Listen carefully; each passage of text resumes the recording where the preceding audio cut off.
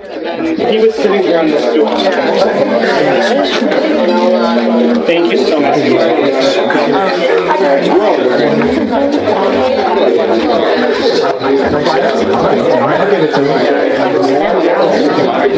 Ready, everybody? We really should go, please.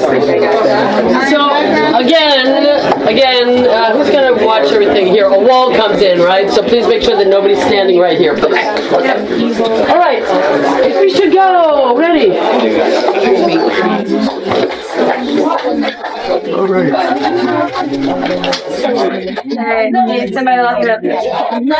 Justin Baldoni revealed a lot about Ryan Reynolds. In his deposition and in the summary judgment motion filed last week, Wayfair argues that Ryan played a major role in spreading misinformation about Justin, falsely accusing him of actions he never committed and portraying him as someone dangerous enough to be treated like a criminal. We're now starting to understand what Ryan said to Justin and what he allegedly yelled at him about. Justin also testified about a story, apparently relayed by someone believed to be Janelle, who once worked for Stephanie Jones at Jones Works, a firm that represented Dwayne "The Rock" Johnson. She told Blake's attorneys that Ryan had allegedly terrorized The Rock on a film set, refused to promote the movie with him, and even leaked negative stories about him to the press, making The Rock want to avoid Ryan entirely. According to Justin, Ryan has a pattern. When he dislikes someone, especially another man he sees as competition, he smears them publicly to gain an advantage. Justin then described what happened when Ryan allegedly screamed at him in Blake's penthouse. The meeting on January 5th, one day after the group was told to gather at Blake's home for a conversation about her comfort before filming resumed, was described by Justin's team as an ambush. Jamie Heath testified that Ryan yelled for 4 or 5 hours straight, telling Michael Gotal that Justin was berated nonstop. Justin later texted a group saying, "Last night was one of the hardest nights of my life. The only way to describe it was an ambush. I had no words. I couldn't even form sentences. My brain was trying to defend itself while they were demanding I apologize for all the ways I supposedly made her feel unsafe." Justin explained that Ryan spoke to him like he was a 5-year-old, scolding him and insisting that he and Jamie were not the people they claimed to be, even suggesting their podcast was unsafe because it made others believe they were trustworthy. Justin said Ryan read a list of accusations from his phone, some loosely connected to real events, but distorted, exaggerated, and torn out of context. Words like creepy and abusive were used to describe him, and then he was handed a script of what he was supposed to say in an apology. He couldn't do it. His mind was frozen, trying to understand what was happening. He felt like he had reverted to being 7 years old again. When he got home, he was emotionally numb and paralyzed. It was exactly as awful as it sounded. Jamie managed to apologize beautifully, but Justin couldn't find the words. He felt ashamed, not only because it happened in front of the team, but because he couldn't articulate the right apology, leaving him feeling like he was a bad person. He said it was painful, knowing so much of what they believed about him wasn't true, yet they were absolutely convinced it was. Still, he tried to pull out whatever lessons he could, and with support from Jamie and his wife, he made it back to set. He told the group that part of him wanted to run away and blow up the whole movie because the situation felt so unjust. But the only way forward was to acknowledge Blake and Ryan's feelings, apologize, and endure the rage of an angry husband. He said he couldn't even do that correctly. He prayed repeatedly for the right words, but nothing came, leaving him feeling abandoned by God in that moment, though he knows, deep down, that wasn't truly the case. He explained that they were told this had been the worst experience of her life and that others had supposedly witnessed similar behavior, even describing his conduct on set as creepy. Justin said he became emotionally paralyzed, something he hadn't felt in years. He described Ryan's behavior as that of an angry husband showing up at his wife's workplace, participating in meetings he had no professional involvement in. According to the statement of undisputed facts, the meeting centered around several past incidents Blake had raised. Justin's reference to circumcision during their first meeting, a discreet question about her weight in April 2023, and a series of events she brought up in June 2023, including a birth video she had been shown, Jamie Heath and Justin's references to Justin's past pornography addiction, and a claim that the defendants needed to be instructed not to discuss personal sexual experiences or make sexual comments to female cast or crew. Blake also demanded that Justin not speak about her deceased father, avoid mentioning his religious beliefs, and stop having private, multi-hour conversations in her trailer that ended with him crying. She even requested notifications for any COVID exposures. The attendees were stunned, and none of them admitted wrongdoing, while Mr. Sarowitz was not present. Many of her complaints had nothing to do with sexual harassment. They appeared more like attempts to control what he could talk about, whether referencing her late father or his own faith.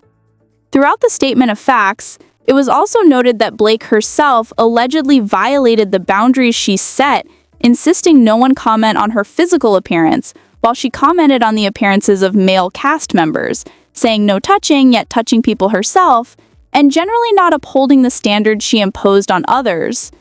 Blake had insisted on no improvised touching or kissing, yet she was the one who kissed Baldoni off script after all the agreements were put in place. There's a lot to unpack here, but the confrontation with Ryan stands out. Hours of him yelling, which Jamie described as outright berating and screaming at Justin for 4 to 5 hours. A pattern becomes obvious in these demands. Blake was not to be alone with any men, especially Justin. She wasn't to discuss sexual topics or personal experiences, and in his deposition, Baldoni explained that Blake herself made a personal, explicit comment during a discussion, saying she would be mortified if she were having sex with Ryan, reached climax, and he didn't finish, meaning she projected the scenario onto herself personally. Meanwhile, Ryan had his own bizarre fixation with controlling Blake's schedule. His early texts to Baldoni show him insisting that Blake work at certain times so they'd never be apart, even joking that he'd tattooed the producer's face on his perineum if the schedule could be changed. Ryan had no issue bringing up sex or being graphic. He has a long history of crude, sexually inappropriate comments in interviews, which only makes his outrage toward Justin feel hypocritical and obsessive. According to the filings, Ryan's escalating behavior was rooted in the belief that Justin was some sort of threat, a, quote, dangerous man from whom he needed to protect Blake. The motion for summary judgment further alleges that Ryan began spreading this narrative publicly, talking to industry people and pushing the idea that Justin was a sexual predator. There are even text messages from Sarah Nathan to Melissa Nathan saying that Leslie had tried to sell her a story, continuing the smear campaign. Sarah Nathan texted Melissa saying that Leslie had tried to sell, push, or promote a story in July, and that Leslie told her Justin Baldoni was a sexual predator. But despite the sheer volume of these predator accusations, not a single claim of sexual assault or rape exists, nothing that would legally or logically classify Justin as a predator. No woman has accused him of misconduct. There are 0 allegations that he harmed anyone. Yet that didn't stop Ryan Reynolds from running around Hollywood spreading that narrative. As I went through the unfolding claims, especially after Wayfair released the draft script from August 2022, I started comparing the original writing with the intimate scenes to understand what was actually in the script, how graphic it was, and what Blake was being asked to do. While reviewing it, I found multiple moments where Blake initiated unscripted kissing after forcing everyone else to sign strict boundaries. I found scenes in the original script that did not include a kiss at all, yet Blake later grabbed and kissed Baldoni anyway. Someone connected to the situation contacted me, explaining that Blake's rewritten script was terrible, so far removed from Colleen Hoover's book and the original screenplay that nobody liked it. The team humored her suggestions but never intended to overhaul the script drastically, although they did let her shoot several rewritten scenes. As a result, the film includes cuts from both versions, some using the original dialogue, others using scenes Blake and Ryan wrote together. This source told me that many script problems and many on-set issues began after Ryan unexpectedly showed up on set one day, a detail that Candace Owens had also reported previously. The source told me that during the first filming session before the strike, Ryan showed up on set furious, not at Baldoni since they hadn't interacted, but at Blake. He allegedly stormed into her trailer and began screaming at her behind closed doors. Wayfair can't include this incident in their lawsuit because no one from the company witnessed the conversation, but his erratic behavior was widely known on set. According to what I was told, Ryan had watched the dailies and didn't like what he saw. Crew members assumed he felt Blake wasn't acting like Lily at all, she was acting like herself, and he interpreted her performance as being too flirty. Whatever he thought he saw between Blake and Justin clearly set him off, and he began yelling at her. After that day, Blake was never alone on set again. Either Ryan was physically present or someone else was assigned to stay with her at all times.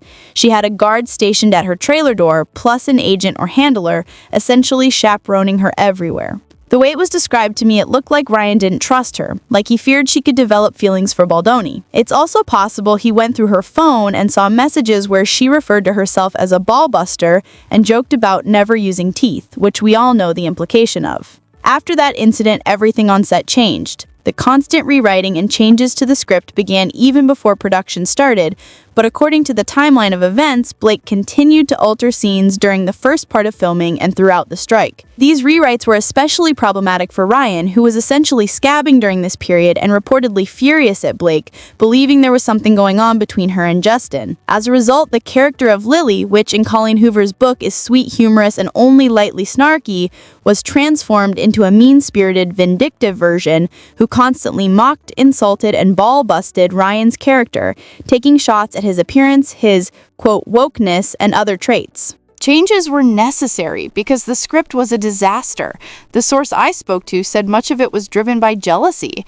Ryan allegedly saw Justin as a threat, which is why Blake was never left alone on set again. If Ryan wasn't there, someone else had to monitor her. Imagine being a grown woman with 4 kids and your husband is on set supervising everything you do because he doesn't trust you to act like the character and not yourself during scenes with your love interest. According to the source, Ryan's paranoia about Blake being sexually attracted to Baldoni was at the root of much of this behavior. Ironically, during the same period, Blake repeatedly kissed Justin off script, despite all the oversight and restrictions. Blake would make comments to men about her sexy boots, and in some ways came across as a pick-me girl. Meanwhile, Wayfair noted that Ryan and his PR team were actively spreading information about Justin through tabloids, media outlets, and their WME talent agency. There's a referenced but redacted phone call with Danny Greenberg, which is assumed to be when Ryan allegedly screamed at him, calling Justin a sexual predator. Other sources connected to Justin said Ryan made threats that if Justin showed up to the premiere, he would F him up, though it's unclear whether that was literal or figurative. Because of these escalating threats, Justin and his wife were reportedly fearful about attending the premiere, prompting WME to intervene and try to calm Ryan down. According to insiders, controlling Ryan was extremely difficult due to his volatile behavior.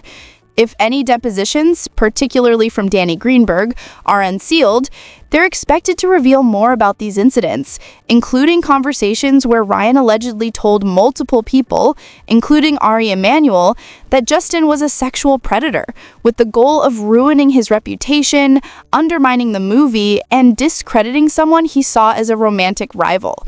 Ironically, many on set felt conflicted. Ryan was seen as controlling and almost abusive, but Blake's own behavior made it hard to feel sympathy for her. Sources said that when Ryan wasn't around, Blake was abrasive, obnoxious, and domineering, a ballbuster. But when she was with him, she became an entirely different, more subdued person. When Blake was with Ryan, she became a completely different person, submissive, letting him take control and lead. Many on set felt some sympathy for her, thinking, what a jerk of a husband, but then realized that when Ryan wasn't around, Blake herself was impossible to deal with. One source summarized it bluntly: they're both raging narcissists, but Ryan is worse. There's more expected to come out in testimony, particularly if full transcripts from Baldoni's deposition are released, including testimony from Danny Greenberg and other WME agents. According to insiders, the story of Ryan's behavior is far worse than public portrayals suggest. Meanwhile, Ryan is scrambling, attempting to frame himself in PR as merely a protective husband concerned for his wife's well-being, a narrative that feels absurd in 2025, when Blake presumably doesn't need saving. This also raises questions about her feminism and leadership image, since allegedly she required chaperones and constant monitoring on set because Ryan didn't trust her. These revelations help explain why Ryan has been spiraling, filing for sanctions, and why media outlets like TMZ are pushing narratives to paint Justin as the sexual predator, justifying Ryan's erratic behavior. This is what sources allege, and it's part of the unfolding story.